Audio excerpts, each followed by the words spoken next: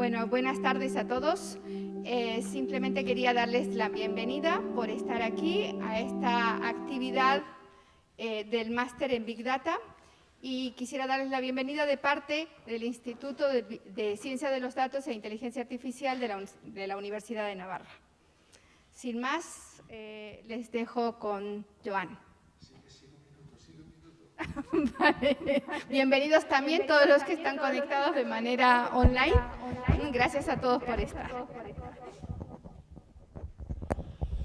Muchas gracias. Bueno, buenas tardes a todos y a todas. Había aquí una reverberación. A ver, vale. Buenas tardes. Yo soy Joan Fontrodona. Me dedico... soy profesor de ética empresarial en el IES, en la Escuela de Negocios de la Universidad, y me han invitado a coordinar esta mesa redonda para hablar de la ética y el Big Data y la inteligencia artificial.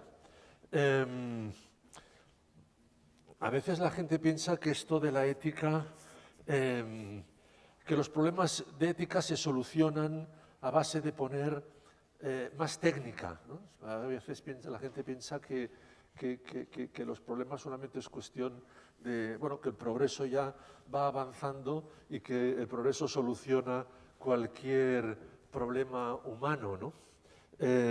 Como si la ética fuese una especie de cajón desastre donde se ponen los problemas hasta que estos son solucionados. Cuando más bien es al revés, ¿no? El progreso humano nos ha enseñado a la historia que puede solucionar temas, pero también crea problemas nuevos y crea situaciones nuevas. Lo hemos vivido siempre y lo seguiremos viviendo, ¿no? Ahora estamos en esta época pues del mundo digital y en el que bueno, los seres humanos nos volvemos a plantear esa idea que ha existido también desde siempre, ¿no? El ser un poco como dioses, ¿no? Ya los griegos hablaban del mito de Prometeo, más recientemente, ¿no? Pues todos hemos visto pues, también la idea aquella del Frankenstein, ¿no? O sea, hombres creando a otros hombres, ¿no? Y ahora pues vamos, en el fondo, pues, la última, digamos, la última derivada de todas estas cosas pues es el transhumanismo y de nuevo volvemos a estar con esta idea, ¿no? Y ahí, claro, hay un montón de problemas y un montón de cuestiones que se plantean en el mundo digital. Evidentemente, el progreso trae muchas cosas buenas, ¿no? Y hemos visto pues, que este entorno digital y el progreso tecnológico ha traído muchas cosas buenas, ¿no? Yo pensaba, ¿no? y lo habréis pensado también vosotros, que hubiese sido de estos meses de confinamiento sin todo el apoyo de las tecnologías que hemos tenido, ¿no? Pues nos han venido muy bien, ¿no? Y con tantas otras cosas donde el progreso tecnológico pues, ha supuesto un gran avance en aspectos pues, ¿no? de todo, ¿no? de salud, de educación, de movilidad, etcétera, ¿no? Pero también plantea retos, ¿no? Y también se siguen planteando cosas pues porque los seres humanos no somos perfectos y vamos creando problemas a medida que avanzamos y caminamos, ¿no? Y tenemos pues muchas cuestiones de protección de datos, de discriminación, del impacto que van a tener pues esto en el mercado laboral y en la economía, las fake news y las desinformaciones, la ciberseguridad, en fin, hay un montón de cosas allí pues, que están presentes, ¿no? Bueno, y de estas cosas son un poco las que queríamos reflexionar hoy, ¿no? Hay gente también pues, trabajando y pensando en el impacto ético y en el impacto social de todas estas cuestiones.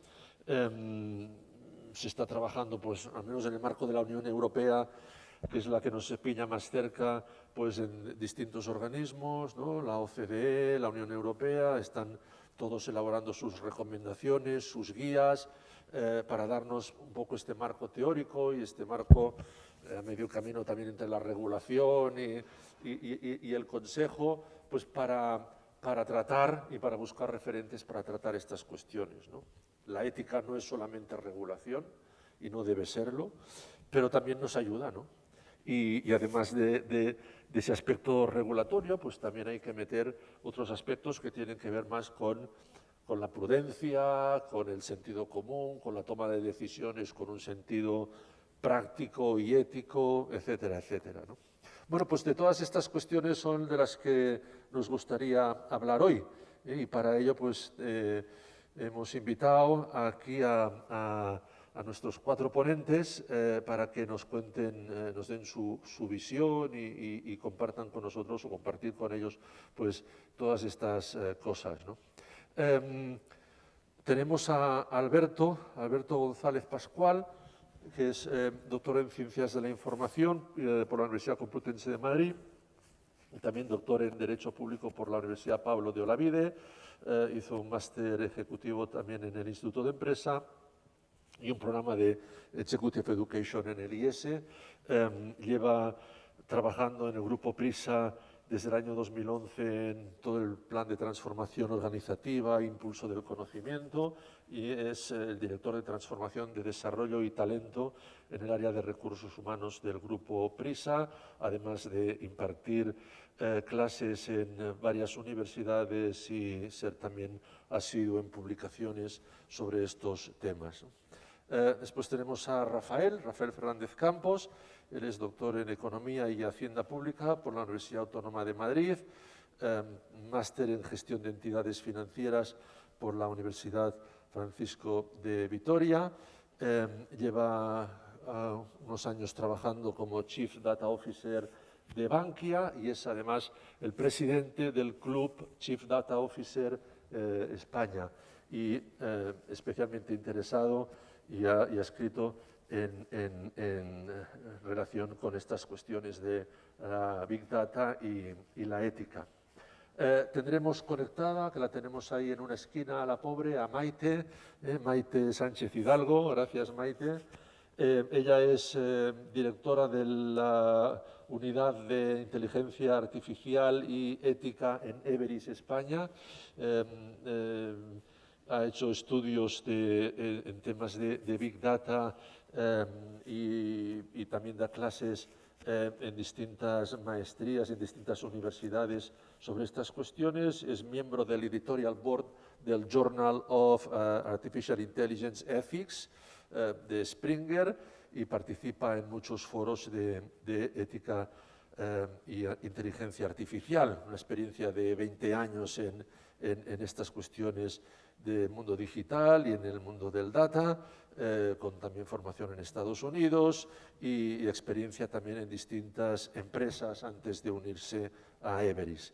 Y finalmente José Rubén Gallardo Gómez, que es Chief Data Officer de Savia, con estudios de estadística por la Universidad Complutense de Madrid y también antiguo alumno del IES, donde hizo un programa de formación de desarrollo directivo. Ha trabajado anteriormente en Prisa Noticias, también fue el jefe desarrolló todo el tema de Digital Business Intelligence en el Real Madrid, no se puede ser perfecto, y también en otras empresas, ¿no? Bueno, pues con todos ellos les he pedido que cada uno de ellos pues vamos a ir desde una visión más general, filosófica, de la mano de Alberto, y vamos a ir bajando poco a poco hasta aterrizar pues más en experiencias concretas. Les he pedido que hablen 15 minutos, no os voy a quitar los 5, 15 minutos más o menos, ¿vale? Para que tengamos después tiempo también para vuestras preguntas. Los que estáis aquí presenciales, tenemos unos micrófonos habilitados para que podáis preguntar cuando queráis. Los que estáis en conexión remoto, me han dicho que que estaban previstas apuntados en esta sesión unas 150 personas que estarán conectadas. Les pediría a los que estáis conectados por remoto que hagáis vuestras preguntas a través del chat de la aplicación, porque una persona de aquí del equipo de Big Data del instituto de aquí de la universidad nos van a recoger las preguntas que hagáis y me las pasarán a mí para que yo las pueda después trasladar a nuestros ponentes. Y ya sin más, Alberto, cuando quieras. Empezamos ahora, ¿no? Bueno, mi enfoque va a ser esencialmente idealista y filosófico y esto se debe a mi compromiso moral con mi empresa, en donde desarrollo aspectos relacionados con la gestión del talento y con cultivar y mejorar los valores corporativos de nuestra cultura. Y luego también con un compromiso de desarrollar intelectual y éticamente a todos los alumnos a los que imparto clase en las diferentes universidades y escuelas de negocio con las que colaboro.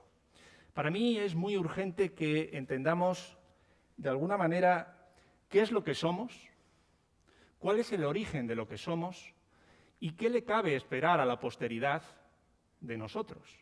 Ese sería mi primer punto de partida. Por eso he preparado estas dos preguntas, que como verán son muy parecidas entre sí, pero no son exactamente iguales. Y sin embargo, en el desarrollo que les voy a proponer, voy a tratar de demostrar que se pueden contestar con la misma ley de la naturaleza.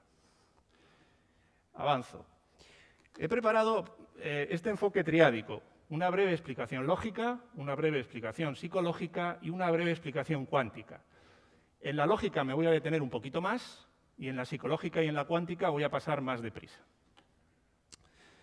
Vamos con la primera, la explicación lógica.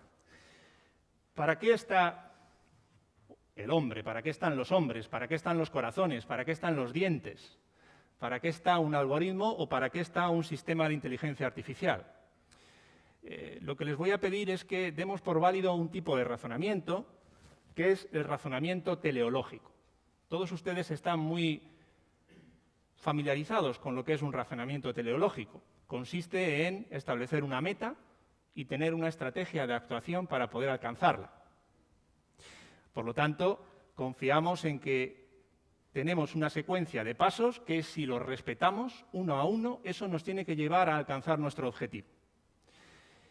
Por lo tanto, podríamos definir el propósito teleológico de una manera muy concreta, que es la necesidad de lograr un fin. Quédense con este enunciado, la necesidad que tenemos de lograr un fin. Si asumimos el razonamiento teleológico como cierto, estamos asumiendo que la naturaleza se plantea metas a sí misma y que, por lo tanto, la naturaleza cuenta con estrategias de actuación para alcanzar esas metas. Y esto es sumamente importante. Un patrón de conducta teleológica muy sencilla es lo que tiene que ver con el ciclo de reproducción en los seres vivos, incluidos los seres humanos. Otro patrón de conducta teleológica sería el de las suposiciones heurísticas.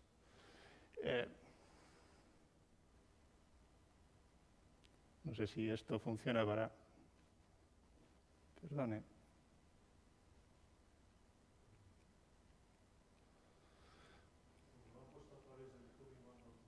Ah, bueno.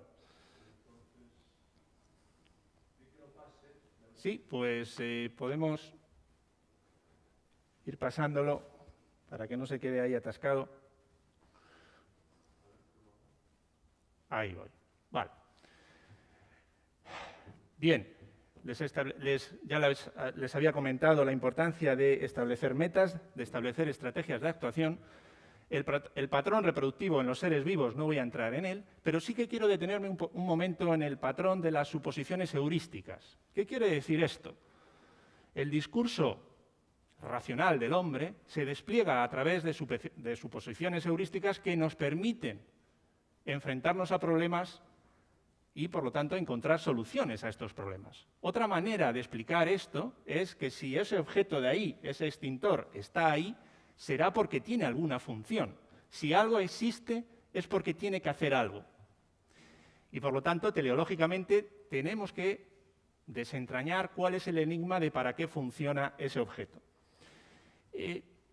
Quería ponerles como ejemplo de lo que es un razonamiento heurístico de carácter teleológico lo que supuso el descubrimiento de la glándula pineal, el descubrimiento funcional, el descubrimiento de para qué está la glándula pineal. La glándula pineal es una glándula del tamaño de una lenteja que está en el centro de nuestro cerebro, en la parte más profunda.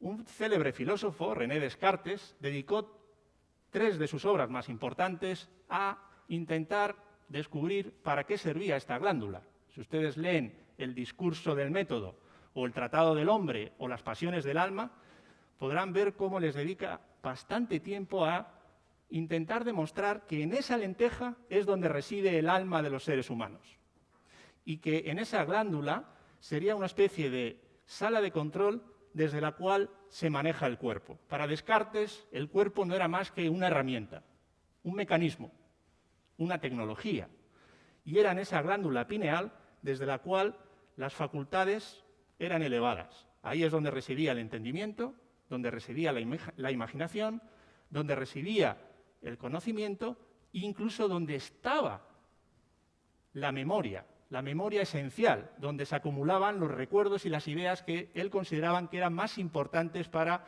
la evolución y la supervivencia del ser humano. Esta teoría de Descartes se mantuvo durante siglos, porque la biología no ha sido capaz de desentrañar para qué servía esta glándula hasta hace 5 décadas. Fue a finales de los años 50 y principios de los años 60 cuando al final se pudo deducir que lo que hace esta glándula es segregar melatonina. La melatonina sirve para evitar la neurodegeneración y para regular nuestro apetito sexual o el sueño reparador. No tiene nada que ver con el alma. Sin embargo, lo interesante es que la biología y la patología anatómica no estaban interesados en refutar la teoría de Descartes, sino simplemente en intentar averiguar para qué estaba ahí la glándula pineal. Por lo tanto, esto nos lleva a plantearnos la pregunta de ¿para qué necesitan los hombres, para qué necesitamos los seres humanos a las virtudes? Y quería empezar con la metáfora de la bellota y el roble. Del roble caen muchos frutos, muchas bellotas, y sabemos que son muy pocas las que se convierten en un árbol robusto, ¿no?, y hermoso. Podríamos decir de la misma manera que son muchos los seres humanos que alcanzan su fin último y que hay otros tantos que fracasan. Pero me gustaría que partiéramos de la concepción de que todos nosotros, todos los seres humanos, pueden alcanzar su fin último. ¿De qué depende? Porque es muy difícil. Fundamentalmente de tomar decisiones acertadas. Pero para tomar decisiones acertadas necesitamos tener una visión correcta de las cosas. Esa visión correcta de las cosas va a sufrir muchas perturbaciones a lo largo de la vida. Y las virtudes se convierten en una herramienta para intentar corregir esas perturbaciones. Este es el algoritmo de un físico célebre, Le Chatelier, que investigó a fondo las leyes de la termodinámica. Con esta fórmula, él analizaba los sistemas que, estando en orden, estando en equilibrio, sufrían perturbaciones y quería ser capaz de calcular cuál era el impacto de esas perturbaciones para, a su vez, poder recalcular qué es lo que habría que hacer para que ese sistema volviera a estar en equilibrio. Cuando hablo de perturbaciones, Le Chatelier se refería a cambios de temperatura, a cambios de posición, a cambios de concentración.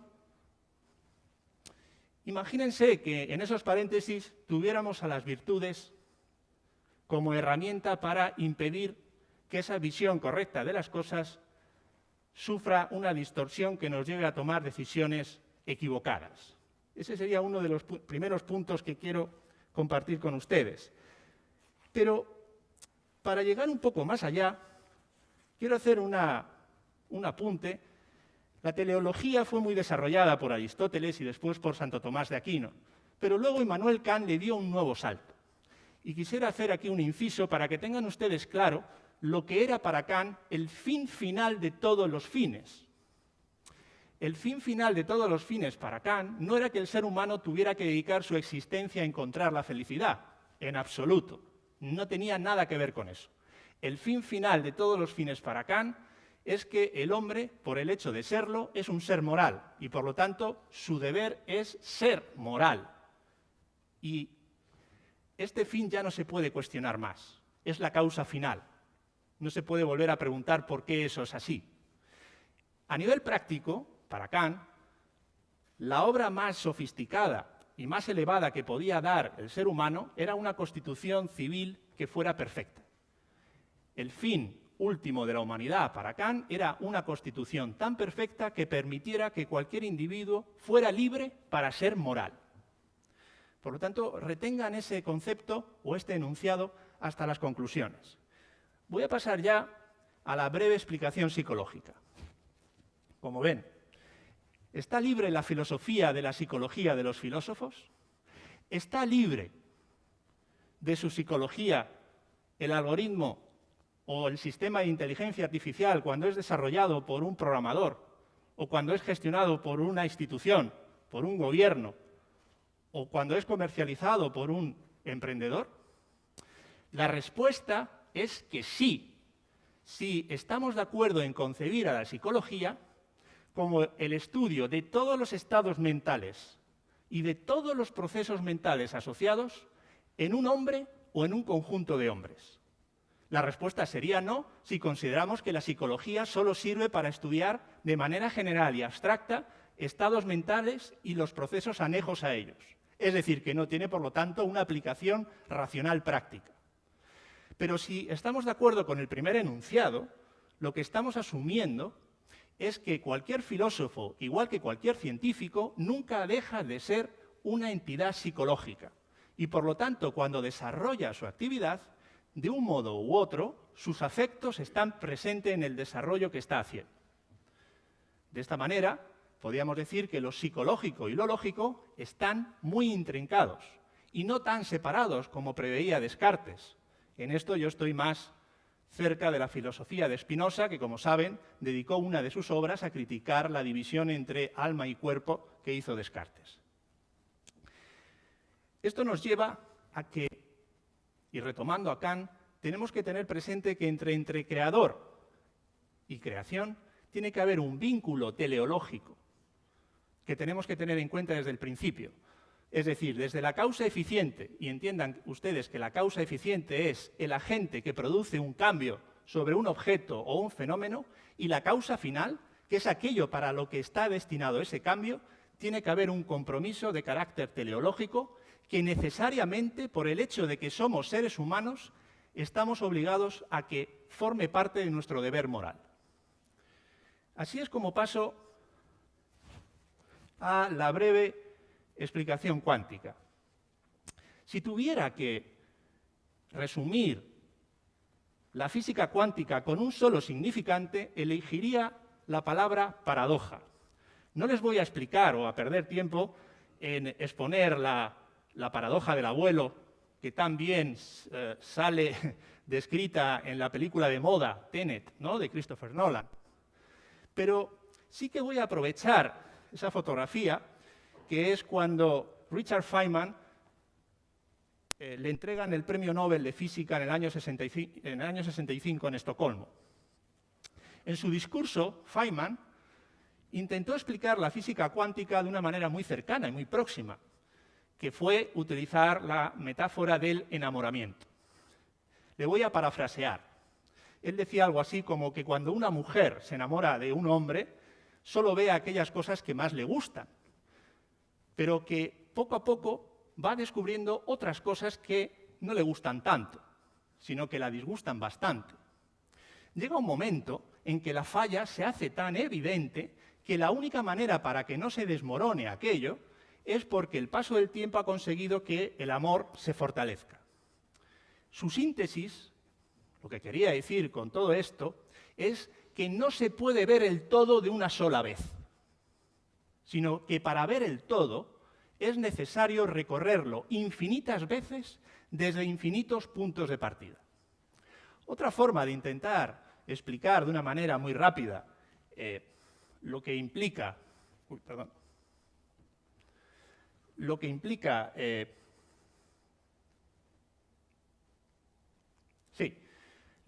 la mecánica cuántica es que nos permite describir algo que, siendo muy sencillo, es posible describirla de infinitas formas distintas, sin que nos demos cuenta de manera inmediata que en el fondo estamos describiendo siempre lo mismo.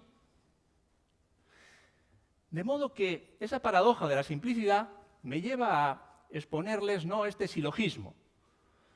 lo verdadero es lo evidente, y aquí estaría trayendo a colación el planteamiento cartesiano, pero lo verdadero también es lo extraño.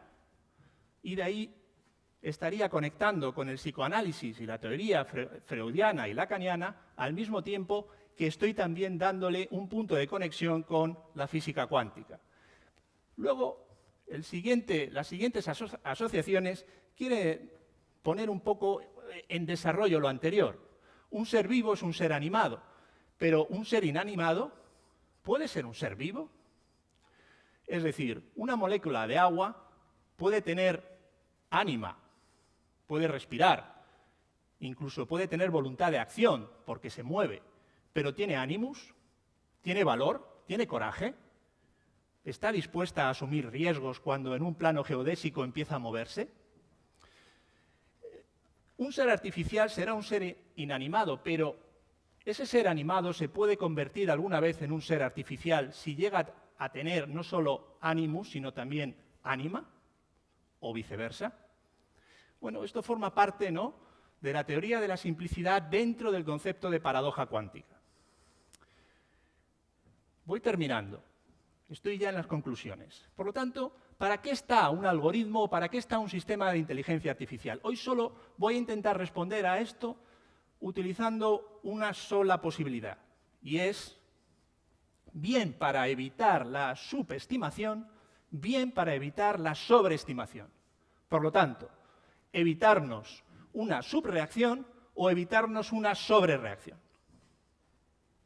Esa sería una manera, por lo tanto, de empezar a darle una dirección teleológica a un sistema de inteligencia artificial o a un algoritmo. Miren, esta foto, están Oppenheimer y Feynman, eran las que llevaban como tarjeta identificativa, ¿no?, en los Álamos cuando ambos estaban trabajando en el proyecto Manhattan. La he traído a colación para, de alguna manera, que reflexionen si debemos conformarnos con ese enunciado que dice que la tecnología es neutral. Con esta exposición lo que trato de poner en evidencia es que esa creencia es bastante discutible o la podemos refutar desde varias ópticas. No es solo que la tecnología sea neutral y que luego el ser humano les dé un uso determinado, sino que la tecnología, como causa final, tiene una causa eficiente y por lo tanto hay que vincularla desde el principio con ese fin último teleológico. Por lo tanto, tenemos que intentar conectar nuestra visión correcta de las cosas, nuestra visión correcta de la realidad, como causa eficiente, como lo que pone en marcha el proceso, hasta llegar a esa causa final a la que no podemos, de alguna manera, utilizarla como justificación de que en realidad nosotros lo que queríamos era simplemente hacer ciencia de una manera neutral. Si alguien ha visto Tenet, quería traer a colación lo que yo creo que es el final, o mejor dicho, no el final, no les voy a hacer ningún spoiler, sino lo que es la esencia de la película, que tiene resonancias homéricas, para quien haya leído o repasado recientemente la Ilíada y la Odisea de Homero, y resonancias también freudianas. Porque después de todo el artificio que tiene que ver con la teoría de la inversión cronológica vinculada a los cálculos que hizo Richard Feynman en un momento determinado y que permiten una determinada estética muy espectacular en la película, lo que queda es a un héroe intentando conseguir que esta mujer, que es la principal protagonista femenina, no sea separada de su hijo. Con lo cual, Homero está ahí presente. Pero también está presente Freud, si quieren, porque el miedo a la castración dentro de la teoría sexual freudiana, recuerden que era de dos tipos.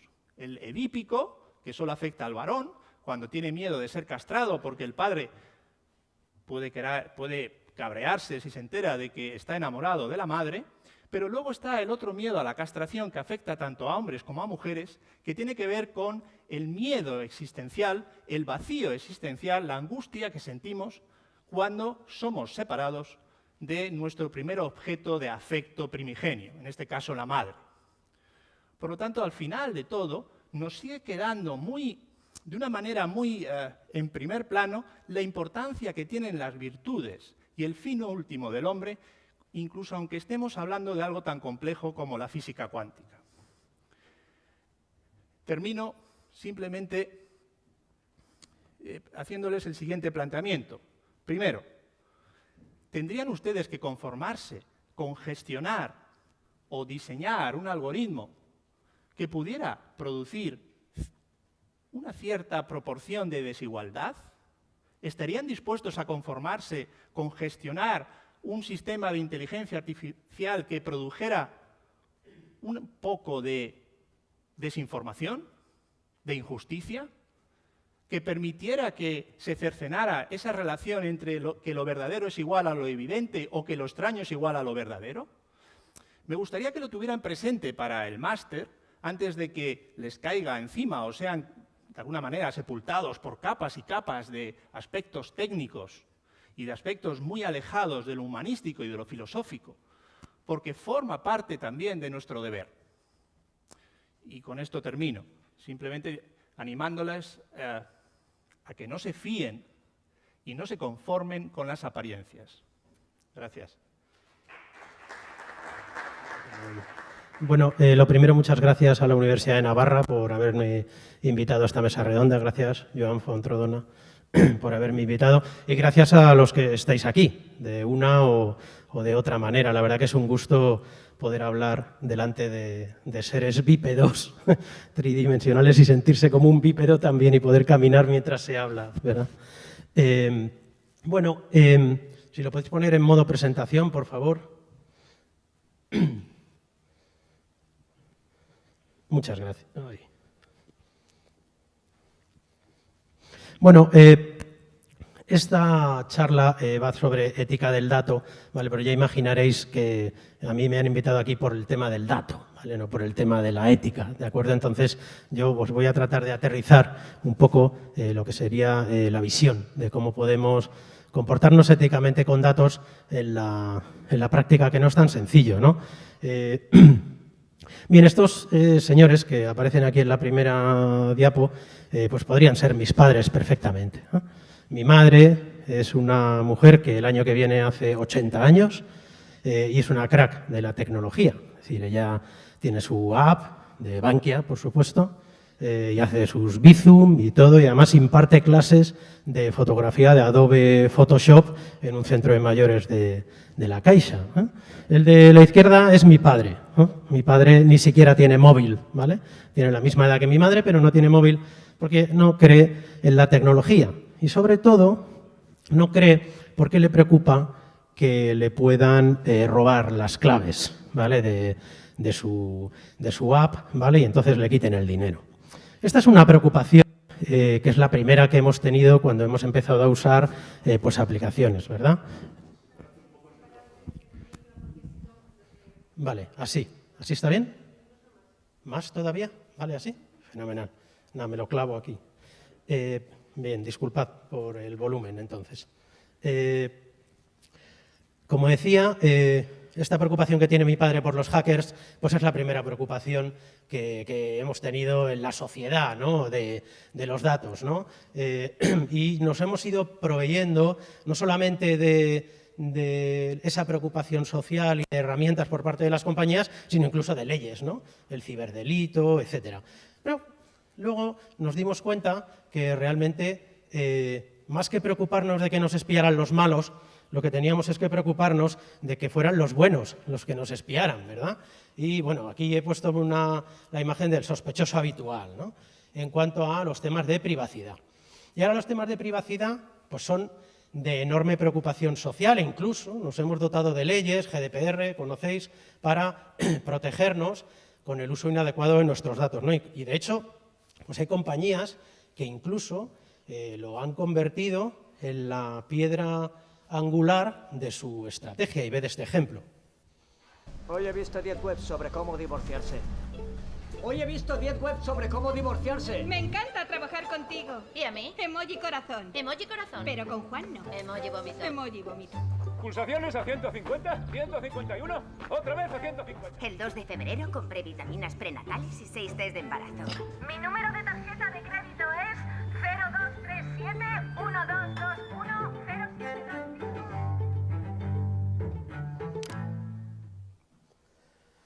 Los que estéis interesados en esto estaréis viviendo la batalla preciosa que está manteniendo Apple con Facebook, ¿vale? Apple para intentar que Facebook no pueda usar nuestros datos ni rastrearnos, ¿no?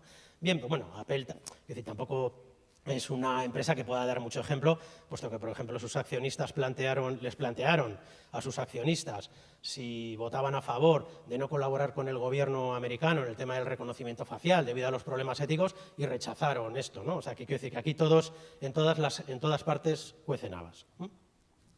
La tercera preocupación, después de la seguridad y la privacidad, ha sido pues la manipulación, ¿no? Todos conocéis el caso de Cambridge Analytica en las elecciones americanas, Trump, todo esto. Bien, y ahora, bueno, pues empieza a ser una preocupación social, pero todavía no nos hemos provisto de leyes, ¿no? Porque las leyes siempre pues van con un cierto retraso, ¿no? Y la cuarta preocupación, así cronológicamente, pues es la que nos ha traído hoy aquí, ¿vale? Que es la ética del dato. En la ética del dato todavía no ha alcanzado siquiera el grado de preocupación social. Es decir, lo tratamos unos cuantos, cada vez lo tratamos más, ¿no? Pero todavía no es una preocupación social. Bueno, disculpad. Traía aquí uno de los medios que utiliza la sociedad, bien, para ir indicando qué grado de manipulabilidad tienen los países, ¿no? Este índice, si no lo conocéis, es muy interesante. Y mide el grado de manipulabilidad que tienen los países, hace medidas sobre corrupción, sobre confianza en la ciencia, sobre libertad de prensa, etcétera. El número 1 es Finlandia, España está en el puesto 16 de 35. Podéis echarle un ojo porque es muy interesante, y sobre todo lo interesante es que la gran conclusión de esto, y es una cosa que quiero comentar al final, es que el factor determinante para que la sociedad no sea manipulable con noticias falsas es la educación, ¿no? Finlandia tiene un plan de educación para descubrir noticias falsas, para que se sepa hacer contraste de noticias, etc. Y, como decía, la cuarta preocupación pues es la ética del dato, que todavía, pues oye, no llega a ser preocupación social. Y en la ética del dato es verdad que normalmente pues el trending topic, lo que siempre hablamos, es sobre la ética de los algoritmos.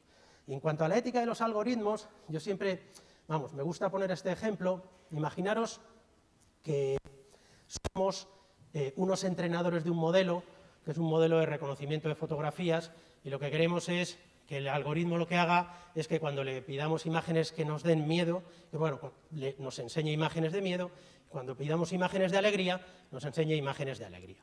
Y yo os enseño esta foto. Entonces, esta foto, no normal, ¿vale?, es que lo calificarais como una foto que da miedo, ¿no? Bueno, si esta foto os produce alegría, yo me lo haría mirar, ¿de acuerdo? Un poco. Pero, sin embargo, esta foto, ya os he dicho que mi madre es una crack del Adobe Photoshop y ella me la trucó para esta charla.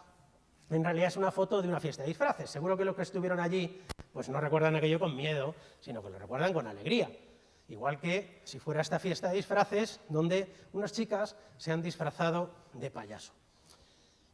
Lo que no explica por qué, cuando mi hermano se le ocurrió que mi sobrina tenía edad suficiente para ver It, su idea sobre si un payaso transmite miedo o transmite alegría cambiara radicalmente. No sé si habéis visto It, pero estos son dos payasos que deberían transmitir alegría. Sin embargo, si habéis visto It, pues ya veis que si os encontráis por la noche con el payaso de la derecha, mucha alegría no os va a dar. En la ética del dato no me gusta circunscribirla solo al tema de los sesgos de los algoritmos, la discriminación, porque es verdad que lo hay, ¿no? Y hay un montón de ejemplos que no voy a traer ahora, ¿vale?, porque perderíamos mucho tiempo, pero sí me gustaría, quería aquí poner algunos ejemplos, además del ejemplo del sesgo de género, de la discriminación en el reconocimiento facial. Por ejemplo, ese de utilización de organizaciones inofensivas para la captura de datos. Esto lo he vivido yo Hace unos meses yo colaboro con una organización que lucha contra el cáncer infantil y hace unos meses me llega un correo de esa organización en la cual, si me meto en una compañía de seguros muy conocida, ¿vale? Una compañía de seguros muy conocida y hago una simulación de un seguro, poniendo por supuesto todos mis datos, que si habéis hecho alguna vez una simulación de un seguro, ya veis que os van a conocer muchísimo mejor que vuestros padres, ¿bien?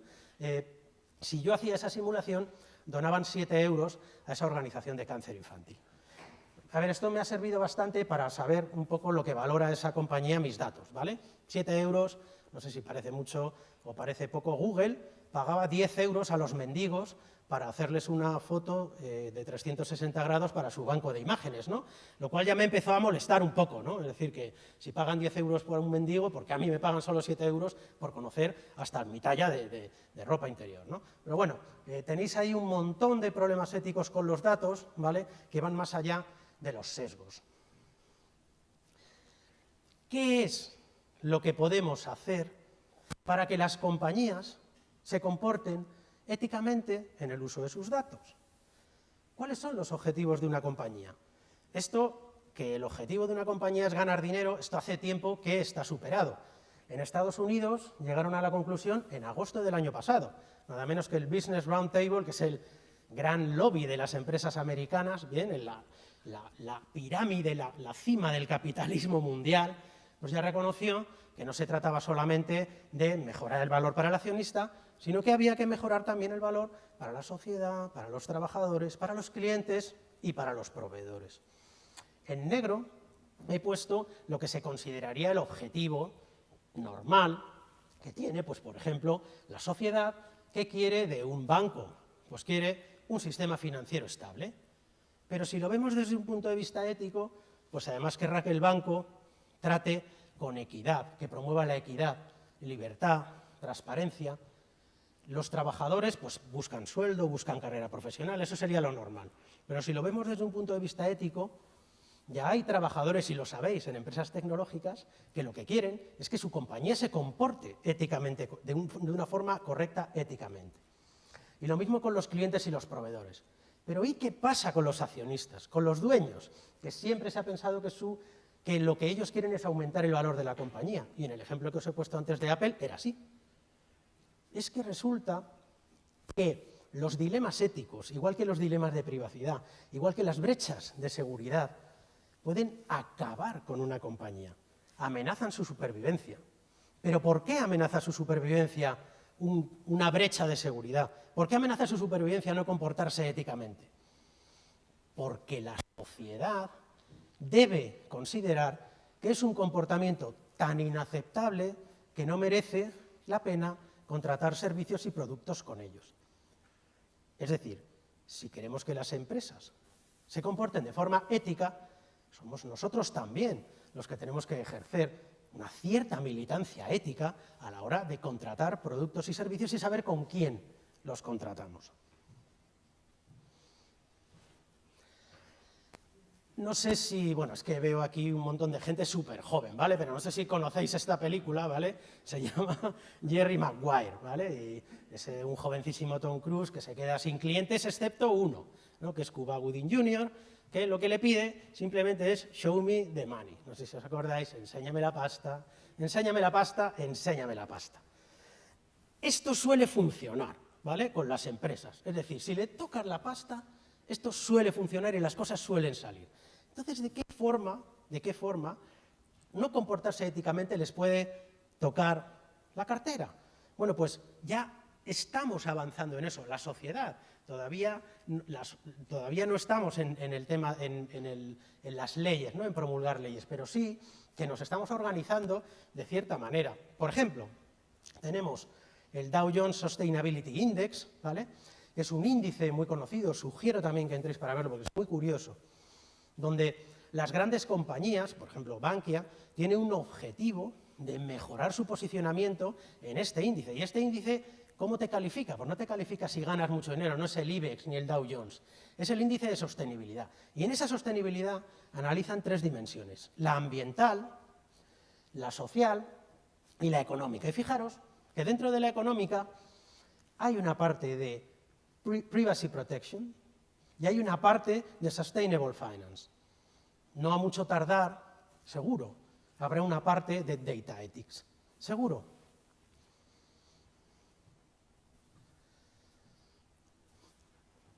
Esta es la manera como una compañía que entienda que si no se comporta éticamente va a sufrir pérdidas y va a sufrir pérdida de clientes, haría un planteamiento. Eso de arriba a la izquierda es una típica matriz de riesgos. Lo que se pone en el eje vertical es la probabilidad de que un evento suceda y en el eje horizontal el impacto que tiene, de forma que aquellos eventos que tienen alta probabilidad de suceder y alto impacto, impacto catastrófico, pues son rojos. Y los que tienen poca probabilidad y poco impacto, pues están verdes. ¿Qué pasa? Que si conseguimos que las compañías traduzcan un evento, por ejemplo, que encuentre que estás discriminando a los clientes de una determinada nacionalidad a la hora de darles un crédito, y eso tiene impacto en pérdida de clientes, pues podría ser el evento B. Y lo que tienes que hacer es tener una estrategia para reducir riesgos, que es lo que hacen las compañías. De forma que el punto B disminuyas su impacto y disminuyas la probabilidad de que suceda. Pero para eso, ¿qué tienes que hacer? Tienes que tener una estrategia. Entonces, a lo que voy es que si queremos que las compañías se comporten éticamente, nosotros como sociedad y como clientes tenemos que ejercer una militancia ética. Eso hará que las compañías entiendan que tiene impacto negativo comportarse de forma no ética y, por tanto, promuevan estrategias para convertirse en compañías éticas. Solo así se hará. Y esas estrategias, igual que hay estrategias para convertirse en sociedades reputacionalmente, pues en un punto de vista medioambiental, porque estamos concienciados de lo importante que es el medio ambiente, pues que hagamos lo mismo con la ética del dato.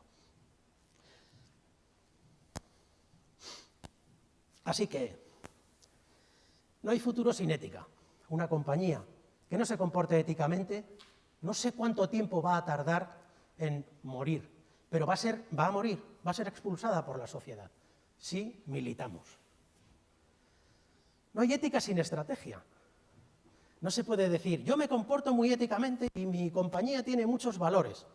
No, tendrás que tener una estrategia para que eso se cumpla, porque si lo dejas sin estrategia, si lo dejas sin controlar, entonces no se va a cumplir esa estrategia ética. Y no hay una estrategia ética sin un incentivo. Las compañías necesitan un incentivo y ese incentivo se lo tenemos que dar nosotros, en esa militancia. Y ya termino. Nuestros hijos, las humanidades, se quieren quitar la filosofía de los colegios.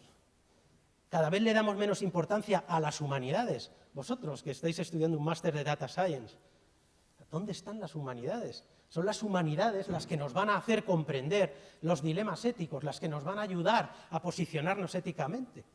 Y esa militancia es la que hará que las compañías entiendan que es importante comportarse éticamente, porque no hay compañías que sean malas y digan, me voy a comportar de mala manera para conseguir más beneficios. Esto no existe. Lo que sí existe son compañías que no se ocupan de controlar suficientemente y de tener una estrategia de comportamiento ético. Y que, si queremos que las compañías se comporten éticamente, tenemos que empezar por nosotros. Tenemos que empezar por tener una militancia ética y tenemos que empezar por educar a nuestros hijos en unos valores que luego hagan que no quieran trabajar con compañías que no se comporten éticamente. Ya termino. Buenas tardes a todos.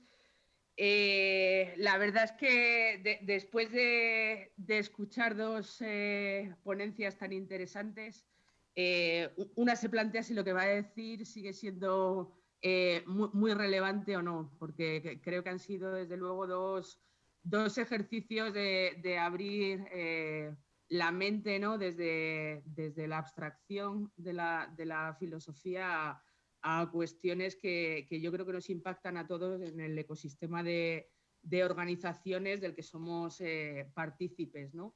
A mí, donde me gustaría enfocar un poco el contenido que quiero compartir es en el cómo, ¿no?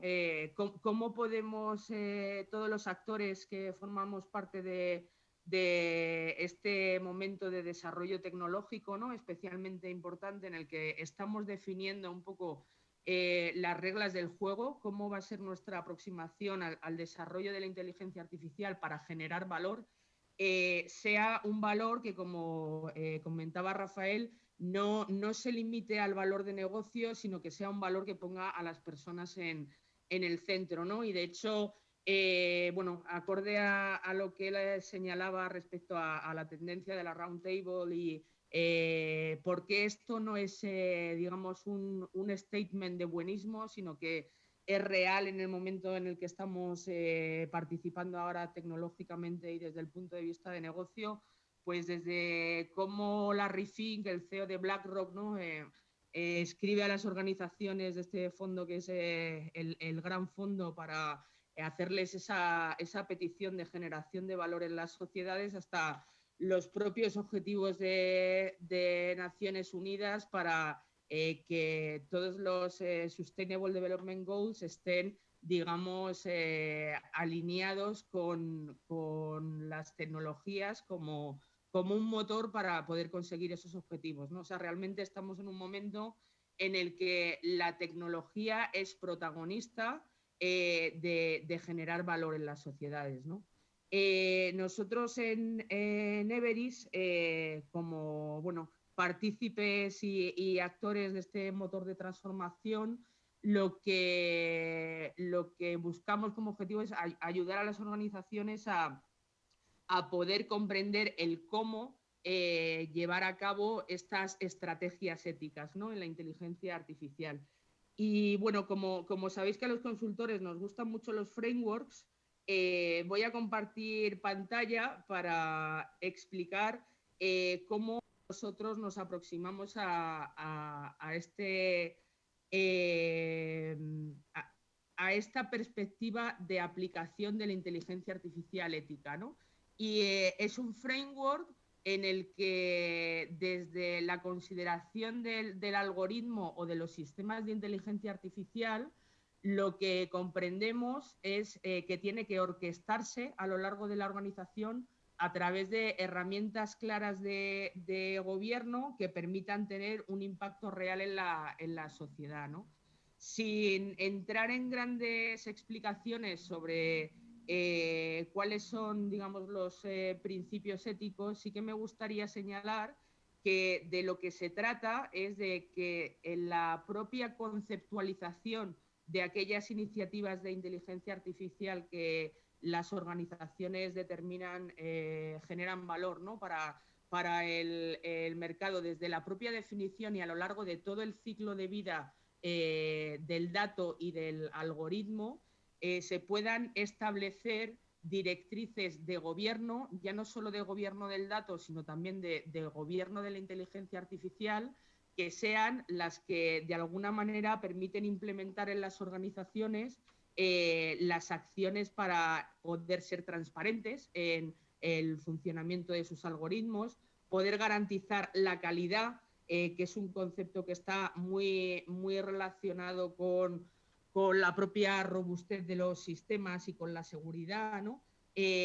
Poder ser justos, es decir, no incurrir en sesgos para determinados grupos de población por cuestión de género, de raza, etcétera. Son bueno, numerosos los ejemplos y todos creo que por la popularidad que tiene este principio ético conocemos ejemplos en el mercado y desde luego aspectos de privacidad, ¿no?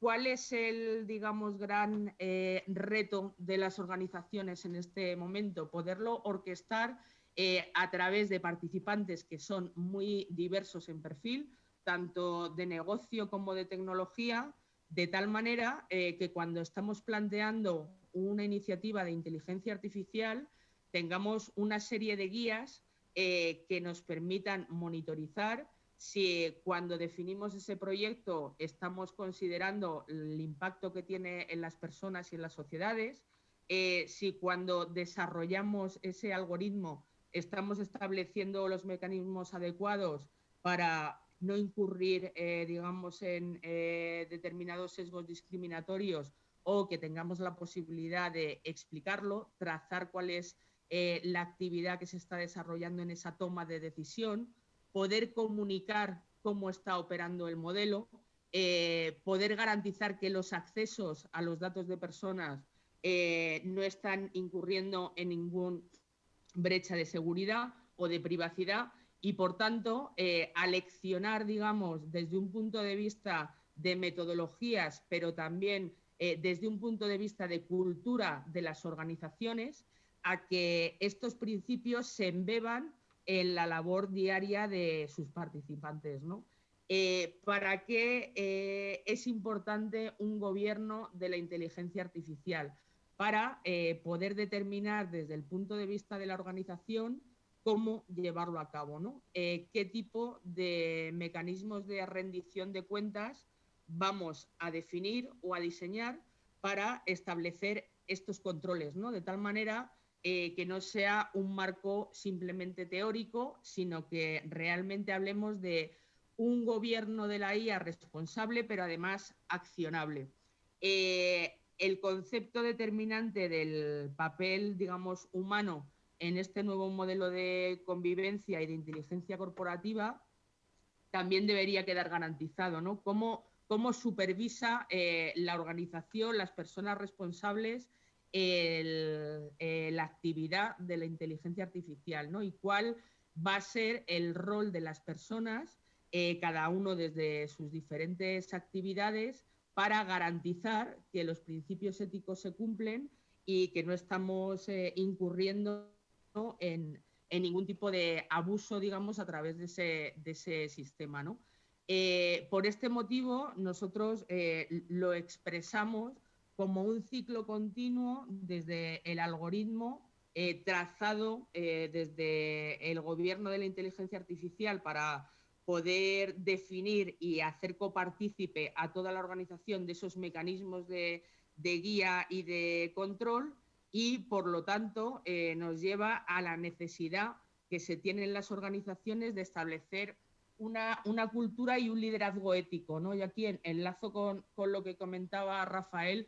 O sea, si no hay una cultura en la que realmente asumimos la importancia que esto tiene, ya no solo desde un punto de vista, digamos, de voluntad, sino desde un punto de vista de posicionamiento de la organización en el mercado, porque el objetivo de la organización es generar, digamos, valor para las sociedades, vamos a necesitar establecer un modelo en el que este liderazgo ético destile a toda la organización, a los científicos de datos, a los responsables de negocio, a las personas que están implicadas desde el punto de vista de arquitectura o de ingeniería, porque sin esa, digamos, integración de los principios éticos en la propia operacionalización de la inteligencia artificial, en lo que ahora denominamos MLOps, ¿no?, desde la preparación del dato, el desarrollo de los algoritmos, la validación, el deployment, el paso a producción, la monitorización de lo que está sucediendo. Si no se establecen guías claras, difícilmente vamos a poder tangibilizar esa visión ética de la inteligencia artificial, ¿no? Y de hecho, para relacionarlo, como comentaba, con el alcance máximo, digamos, hacia las sociedades, de lo que se trata es que todo este recorrido nos permita respetar e impulsar determinados principios éticos y morales en la sociedad, ¿no? Al final, la inteligencia artificial no deja de ser una manera de mimetizar el comportamiento humano, ¿no? Siempre hablamos de toma de decisiones desde la inteligencia artificial. Por eso, esa toma de decisiones, de la misma manera que una organización cuando se posiciona en el mercado tiene una serie de valores y sus empleados abrazan esos valores como parte de la organización, ¿no? Y se identifican con ellos, en la medida en la que la inteligencia artificial es una extensión de esa inteligencia natural, digamos, de tu capital humano, debería abrazar también esos valores. O sea, hay una cuestión lógica casi lineal. Si como organización estamos estableciendo unos valores corporativos, igual que exigimos a los empleados que defiendan esos valores corporativos, así deberíamos defenderlo a través de la actividad de esta herramienta que está apoyando la toma de decisiones de mi organización, cual si fuera un empleado, ¿no? Y ahí ya no solo hablamos de, digamos, los conceptos habituales de justicia, ¿no? o diversidad, que yo creo son de los más populares cuando salta algún tipo de polémica en los medios sobre la falta de garantías que pueda haber en algunas aplicaciones o algunos hechos anecdóticos que puedan suceder y a los que ciertamente se les da bastante publicidad, sino que también hablamos de conceptos nucleares en el propio desarrollo de la economía, ¿no? O sea, el hecho de que una entidad financiera, una entidad aseguradora garantice que no incurre en exclusión financiera, ¿no? Y esto Rafael seguro que lo puede explicar mucho mejor que yo, no está incurriendo en exclusión financiera para un colectivo por una cuestión de sesgo, forma parte del propio posicionamiento de esa institución financiera como un motor de generación de riqueza en la sociedad. Por tanto, es algo nuclear a su actividad, ¿no? Nosotros en el marco social lo, digamos, sustanciamos finalmente en la idea de progreso y ahí incluimos este concepto de foresight, ¿no? Que es anticiparse en cierta manera a lo que está por venir, ¿no? Los retos de la inteligencia artificial son, yo creo, de una creatividad constante, porque el desarrollo de la propia tecnología así lo permite, ¿no? Y este foresight lo que debería impulsar a las organizaciones es a tener un monitor permanente de los nuevos retos que se plantea respecto a todos sus stakeholders, a sus inversores, a sus clientes, a todos los participantes del negocio con el que está sirviendo a la comunidad, ¿no? En la que nuevos retos por la propia velocidad del desarrollo tecnológico aparecerán de manera continua, ¿no? No me quiero comer más tiempo porque yo creo que Rubén tenemos su participación y luego hay un debate, pero bueno, simplemente quería finalizar con esta idea de hacer accionable la inteligencia artificial ética desde un punto de vista de gobierno y desde un punto de vista de operacionalización, ¿no? En el que como compañías todos somos responsables en una u otra medida de tratar de establecer mecanismos para que todos los partícipes del proceso de desarrollo de la inteligencia artificial cuenten con determinadas guías, determinados controles que les permitan llevar a cabo estas, digamos, checklists en los que garantizan o de alguna manera persiguen el cumplimiento de los principios éticos. Y esto es. Muy bien, Maite, muchas gracias. Muchas gracias. Bueno, primero, gracias a la Universidad de Navarra por invitarme a compartir aquí. Yo la verdad es que he estado tentado de levantarme de esa mesa y ponerme aquí como alumno a escuchar a mis compañeros, porque solo ver su currículum y su nivel de experiencia impresiona, pero a mí me ha tocado y Joan me ha invitado porque, bueno, pues soy el que va a intentar explicar dentro de con la mayor humildad y dentro de la complejidad que tiene hablar de algo tan novedoso como es el tema de la inteligencia artificial y cómo las empresas nos enfrentamos a ese mundo de la ética aplicada a algo que una máquina decide por ti. Y lo voy a intentar explicar lo más llanamente y sencillamente posible Y yo quería contaros que, bueno, yo trabajo en Savia. Savia es la plataforma de servicios digitales de salud de Mapfre. Es una compañía nueva que montamos hace 2 años y medio ahora.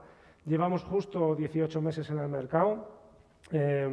Y lo hacemos porque Mapfre entiende que el mundo de la salud digital o el mundo de la salud se está transformando, igual que en su día cambiamos la forma en la que buscábamos información con Google, o cómo nos relacionábamos con nuestros iguales a través de Facebook, o cómo empezábamos a comprar de forma diferente con Amazon, pues entienden que el mundo de la salud va a cambiar gracias sobre todo a la tecnología, ¿no?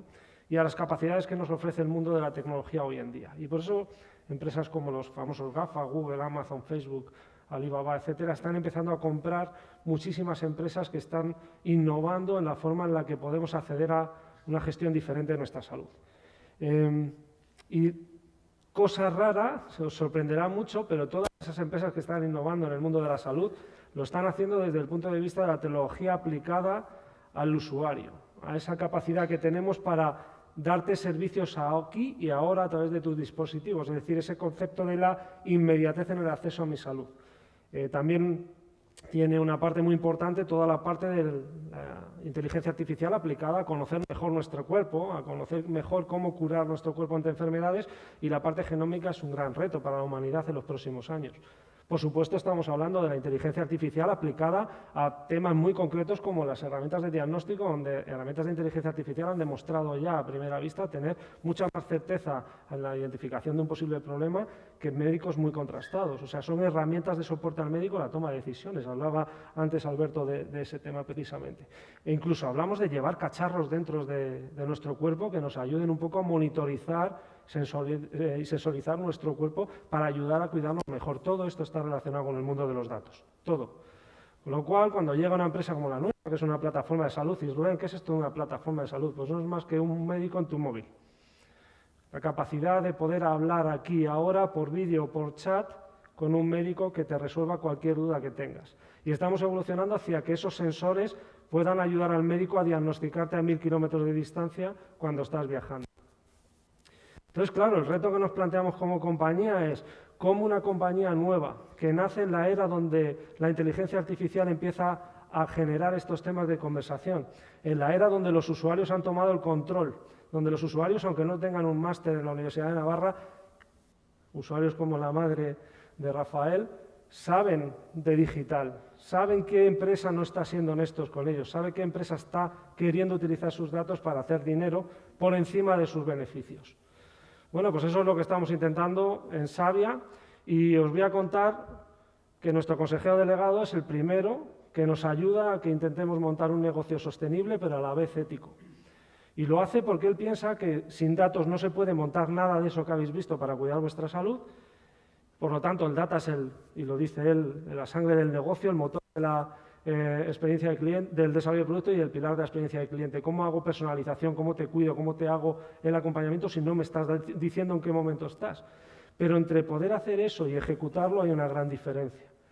Y lo primero que tenemos que tener en cuenta es que si vamos a establecer una relación con el consumidor es una relación de confianza, porque está ahora más cerca que nunca de abandonarte, porque está ahora más cerca que nunca de crearte un problema reputacional, porque tiene voz y voto, y porque lo tenemos en cuenta a la hora de establecer lo que decía Rafael, esas vinculaciones emocionales, la llamamos militancia, o trabajamos de la mano de él con sus datos, o si utilizamos mal los datos nos va a abandonar y nos va a costar, y también lo decía Maite, un problema económico importante, ¿no? ¿Cuáles son los 4 ejes sobre los que en Savia pivotamos este tema de la ética del dato, de la que me declaro totalmente ignorante y más bien intencionado que otra cosa? Y para eso me apoyo de gente que sabe muchísimo más. Pues son, para mí, en este año y medio que llevo trabajando, en mi aprendizaje, es año y medio apalancado en estos 4 ejes. El primero de todo, las personas son las que gobiernan las máquinas a día de hoy. No sé qué va a pasar en el futuro, pero como será un tema más maduro, iremos evolucionando como sociedad. Pero hoy en día un algoritmo lo hace un científico de datos, lo hace gente como vosotros. Por lo tanto, en nuestra mano está qué es lo que vamos a hacer como empresas con esa capacidad tecnológica. Todo empieza por un buen gobierno, por lo tanto, si un director general, si un consejero delegado, como es Pedro de Ayuste, decide que el director de data está en su comité de dirección y decide que ese director de data además tiene que tener determinados skills, y decide que el 19% de sus recursos de una empresa de 30 personas son gente trabajando los datos en todo el ámbito, y decide además que uno de esos 26 es un responsable de gobierno y ética del dato, es que estamos empezando a poner por lo menos la discusión en la tabla donde se tiene que discutir, que es las tablas de los directivos de las empresas. Segundo punto, y ahora os contaré un poco más información de esto, segundo punto tiene que ver un poco cómo esas personas despliegan procesos, cómo despliegan cultura dentro de la organización, cómo despliegan herramientas que controlen. Rafael ha hablado mucho de esto, del control, de las herramientas, también Maite en su exposición. Bueno, pues os contaré qué es lo que estamos haciendo para poder intentar controlar que el Machine Learning no se nos vaya de las manos y estemos haciendo cosas con una máquina que perjudican a nuestro usuario, que no son éticas. Tercer punto para nosotros, hablaba Joan en su introducción de que la ética no la arreglan las máquinas, ¿no? Lo que sí es cierto es que si concibes las máquinas o preparas las máquinas para proteger un poco las barreras esas o levantar barreras de entrada a los problemas éticos, por lo menos estás minimizando el riesgo, ¿no? Os hablaré de lo que hemos hecho en Savia para proteger los datos de nuestros clientes y minimizar ese hipotético riesgo de trabajar mal la información desde el punto de vista de la tecnología. Y por último, y para mí el más importante y el más difícil, en el que reconozco que después de 1 año y medio no he avanzado todo lo que me gustaría, pero que creo que este va a ser el trimestre en el que lo vamos a lograr, está cómo le explicas esto al usuario. No vale solo con decir que somos éticos. ¿Cómo llevas eso al día a día? ¿Cómo estableces esa confianza? ¿Cómo el usuario huele, percibe, siente que estás siendo ético con él? Que no estás utilizando sus datos para nada que no sea para su beneficio. Y ese es el reto principal, ¿no? Os contaré también lo poco que hemos hecho en ese sentido y lo frustrado que me siento por este 1 año y medio en el que no he conseguido mover tantas cosas como me hubiera gustado, ¿no? Dejadme que os ponga un ejemplo. Esta es Patricia. Patricia es ingeniero en telecomunicaciones. Hace tan solo 1 año y medio estaba trabajando como responsable del área de compliance en Mapfre. Un día me tomé un café con ella. Ella venía del área de compliance, había hecho un máster en Big Data, tenía formación técnica con la parte de telecomunicaciones y era una muy buena chica. Me tomé un café y dije, eres el perfil perfecto después de una conversación. Tengo que montar un proyecto de datos de salud y necesito que alguien me gobierne esto y me aplique un modelo de ética del dato en Savia. Y ella es la responsable de gobierno y ética del dato en Savia. 1 de 26 empleados. No sé cuánta gente tiene que haber en el mundo empresarial que tenga una persona en una empresa de cientos de empleados o de miles dedicados por lo menos a pensar en eso y a empujar proyectos de esto. Nosotros, con el amparo de nuestro consejo delegado y bajo mi criterio, apostamos por esta figura. Si no pones personas a hacer cosas, es imposible que las cosas pasen. Estuve tentado de fichar un Data Science, os lo prometo, pero ya tenía otro, entonces prefería externalizar esa función para dar más proyectos, pero controlar que lo que estaba haciendo tenía un marco, por lo menos, ¿no? Esta chica lo primero que hizo fue sentarse conmigo, trazar el modelo de gobierno del dato del Savia, y la vida cambia cuando a los comités de dirección empiezas a llevar estos temas de conversación. Esto de que se ponga un modelo de Machine Learning en producción que decide cosas con los usuarios sin que nadie haya hablado de ello, nada más que en la mesa del analista o el responsable del negocio, es algo muy peligroso. Las compañías, si se toman en serio esto, como habéis visto en los gráficos de Rafa o las conversaciones de Maite, o se lo toman en serio y empiezan a hablar de esto en los comités de dirección, empiezan a ver qué mecanismos estamos poniendo o están en riesgo de caer. El usuario toma el control y nos tenemos que dar cuenta. Nosotros tenemos una serie de comités, pero hay uno que se llama el Board de Seguridad y Ética del Dato, donde está el CISO, el DPO de Mapfre, está yo como director de Data, el director de Tecnología, el consejero delegado. 5 directivos hablando de cuáles son los mecanismos que vamos a poner para asegurarnos de que estamos tomando los controles adecuados.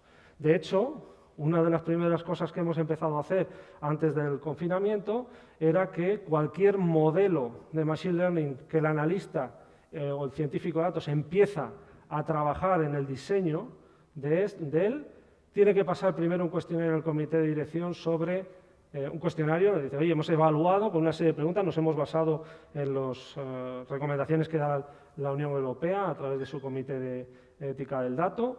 Y lo que hemos hecho, evidentemente, somos una startup, es en vez de coger 14 puntos, hemos cogido 7 nada más, evaluamos el modelo y pasa un primer filtro. Y este filtro vuelve a pasar otro segundo filtro cuando el modelo está entrenado, validado y está analizado para certificar que durante el proceso de construcción del modelo no se nos ha saltado algo y se aprueba en comité de dirección antes de ponerlo en producción. De tal manera que no sé si luego el comité de dirección no será ético y aprobaremos cosas que no deberíamos, pero por lo menos nos hemos hecho ese planteamiento y por lo menos surgen herramientas y mecanismos para hablar de estas cosas, ¿no? ¿Qué es lo que pasa con esto? Pues que al final no solo se trata de herramientas cuando tú estás haciendo un modelo, es que no todo el dato de una compañía es el Machine Learning. Está muy bien, pero si me apuráis, hoy en día el Machine Learning es el 5%, el 10% de las iniciativas de datos de una compañía. Hay datos en CRMs, datos en herramientas de campañas, hay datos de publicidad, hay datos financieros como estas tarjetas, o sea, un montón de información. Con lo cual, no solo me vale establecer un modelo para cuando me voy a enfrentar a un algoritmo, sino que necesito que ante un proyecto, esta pantalla que estáis viendo es nuestro Confluence, es la aplicación que utilizamos para gestionar proyectos en la metodología Agile que tenemos, por eso ahí veis SAF, es Savia Agile Framework, que es nuestro framework de desarrollo de producto, y veis que aquí abajo hay un modulito dentro de la ficha de descripción del proyecto. Este es un proyecto para gestionar la receta online vuestra, para que cuando tengáis un chat con nosotros podáis ir a la farmacia con la receta. Ahora mismo solo lo podéis hacer si hacéis la videoconsulta. Aquí veis un modulito que se llama Privacy by Design. Antes de hacer un proyecto en la fase de análisis, involucramos a un equipo que analiza el riesgo de lo que implican desde el punto de vista del dato el trabajo con ese proyecto. Empezamos a meter mecanismos que lo que intentan es minimizar, no le estamos poniendo un corsé a esto. Siguen siendo humanos tomando decisiones, pero por lo menos hacemos el trabajo mínimo para poder cuestionarnos estas cosas. El tercer punto que quería compartir con vosotros es, bueno, ahí os dejo que eso tiene un análisis, un cuestionario y tal. El tercer punto tiene que ver con la tecnología. Cuando yo me puse hará 2 años, después de definir el proyecto, definir la oportunidad de mercado, qué es lo que queríamos ser, nos pusimos a construir. Y me senté con el director de tecnología. Esto es algo que no he visto que haya hecho nadie así y lo comparto así por si os puede servir de utilidad. Algún día, si queréis, tomamos un café cuando nos dejen y os cuento cualquier duda que tengáis sobre este tema. ¿Qué es lo que pasa cuando tú tienes una compañía en la que hay que trabajar muchísimos datos? Pues lo que ocurre con los datos es que cuanto más dispersos están en las fuentes de información, cuanta más gente está conociendo datos de tus usuarios, más riesgos tienes porque más puntos de entrada y más puntos de fuga tienes ante seguridad, privacidad, control, mal uso, etcétera, etcétera. Bueno, nosotros construíamos una empresa de cero, como digo yo, así acierta cualquiera. Escribiendo un libro en blanco, pues no hay que ser muy listo para hacer las cosas bien. Lo difícil es cuando tienes una empresa con 500 bases de datos y un legacy de 30 años, ¿no? Eso ya es más complicado. Bueno, pues yo estaba con el director de tecnología y estábamos diciendo, bueno, pues vamos a montar un sistema de apificación con los proveedores de servicios, una arquitectura basada en microservicios en la nube de Amazon, todo en el cloud. El sistema de soporte a negocio de clientes va a ser el CRM de Salesforce, el líder mundial hoy en día. Bueno, esto está autenticado, certificado, es Privacy Shield, Estados Unidos dice que esto es la bomba, es la mejor herramienta del mercado. Si roban Salesforce, pues nos roban al IBM, al Banco de España, a todo el mundo, ¿no? Digo, vale, sí, tú tienes ahí tu dato, ese es el dato del cliente que se ha registrado, ya sabemos que está en Savia, y a partir de aquí, cuando haga un chat con un médico, cuando haga una videoconferencia con un médico, cuando alguien le recete algo y le pase un informe, si yo tengo que recomendarle después de un chat que tengo un profesional que le puede ayudar, ¿cómo hago yo esto? Claro, si no quiero incurrir en riesgos, y para mí lo primero son los datos del usuario, lo primero que hago es sacar toda esa información que puede estar pasando, no almacenarla y llevármela a otro sitio. Entonces tenéis una infraestructura en la nube de Amazon, que es la que gestiona los frontales y las unidades y los soportes al negocio, donde el único dato que hay es un dato de registro con un email y vuestro nombre y fecha de nacimiento, y a partir de ahí, en esa infraestructura se produce un proceso de anonimización total de vuestros datos. ¿Qué significa eso? Significa que aquí, en la única aplicación de negocio que es Salesforce, en la web y en la app no guardamos nada más que lo que se conecte con Salesforce, cualquier dato personal se cifra, se anonimiza y se convierte en un ID que pasa a la nube que yo gestiono. Y es que no quiero ni la llave. O sea, no quiero la oportunidad de llegar y decir, este ID 127 es de Manolo Pérez. Me da igual. Es que yo lo que quiero con los datos no es saber qué es lo que hace Manolo Pérez. Es que no me interesa nada. Yo lo que quiero saber es qué es lo que pasa con los miles de Manolo Pérez que están teniendo patrones de comportamiento que en un momento determinado se van a aparecer en algo y voy a poder ayudarles con una recomendación, con una alerta, con un aviso. Entonces, todo eso cae a nuestra nube de Google y ahí lo que hacemos es trabajar el dato bruto e intentar encontrar con la inteligencia artificial patrones de comportamiento, ¿no?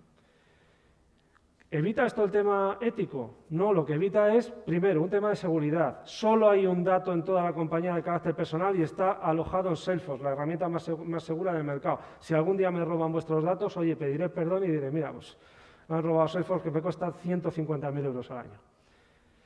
Lo segundo que intento es eficientar la cadena de valor del dato. Cuando seáis científicos de datos en potencia, si no lo sois ya, o sea, en realidad, si no lo sois ya, os daréis cuenta que lo que más os va a quitar el tiempo es acceder a la información. Si tengo 50 bases de datos, dedico el 80% de mi tiempo a conseguir que ese dato esté disponible para hacer algo con él.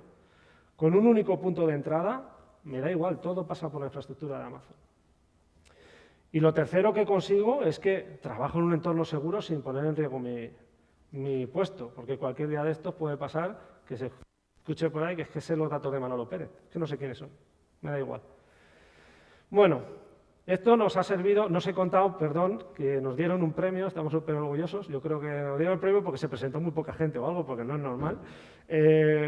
Lo único que hicimos, de verdad, y es algo muy sencillito, es, yo no tengo datos vuestros, porque como habéis visto están en el CRM, pero si tenéis un chat con un médico y os empeñáis en decir, yo Rubén Gallardo que vivo en no sé dónde, con DNI 50, no sé cuánto, y teléfono no sé qué, quiero que me digan no sé cuánto. Bueno, no, os sorprendería la cantidad de gente que eso lo pone incluso en los markets de las aplicaciones en público, ¿no? Pero si aún así te has empeñado en decir dónde vives o...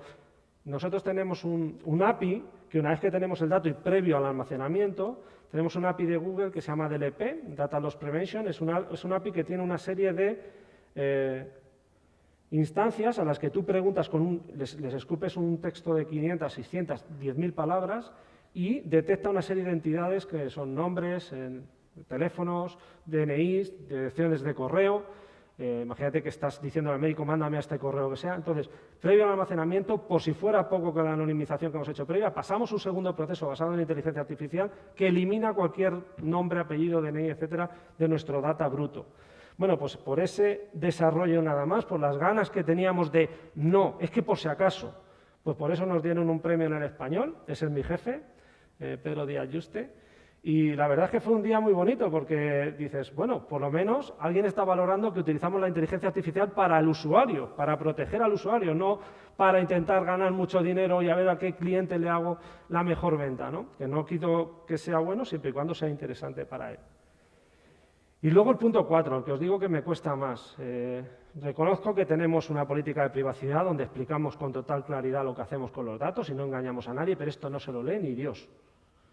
Pero ni Dios. O sea, esto está muy bien para salvar el culo en un juicio entre nosotros, pero esto es dale, dale, dale y pasas. Entonces, si estamos hablando de establecer relaciones de confianza con nuestros consumidores, no nos podemos quedar aquí.